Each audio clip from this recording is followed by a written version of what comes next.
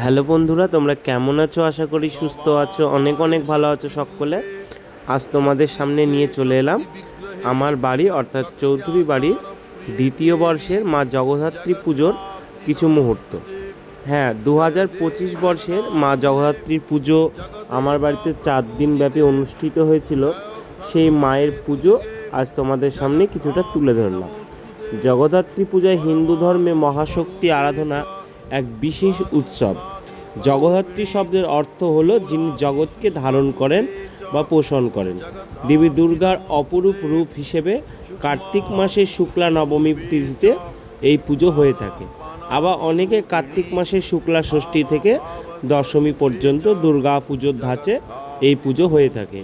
সাধক শ্রী রামকৃষ্ণ দেবের মতে উন্মুক্ত মহান রূপী হাতিকে বশে আনতে পারলে ভক্তের হৃদয়ে এই দেবী জাগরিত হন। জগৎ পৃথিবী ধাত্রী ধারণকারী হল মা জগদ্ধাত্রী। দেবী চতুর্ভুজা, শঙ্খচক্র ধনুক বাণ হাতে।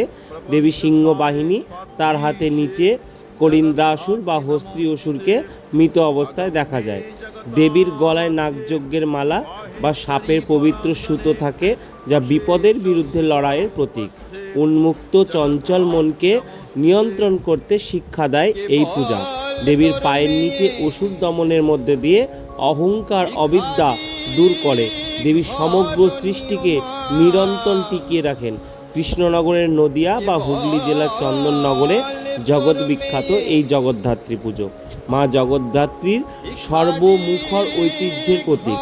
বাংলায় বিখ্যাত এই পুজো, যে জগৎ সংসার, এই জগৎ জুড়ে মায়ের এই পুজো প্রচলিত হয়েছে। দেবীর এই মহাপূজা মহারূপে এই জগৎ সংসারে ছড়িয়ে পড়েছে।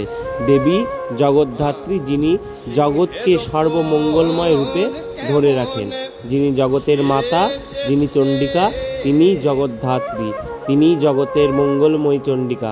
তোমাদের সামনে তুলে ধরলাম। এবছর তৃতীয় বর্ষে পদার্পণ করবে পুজো।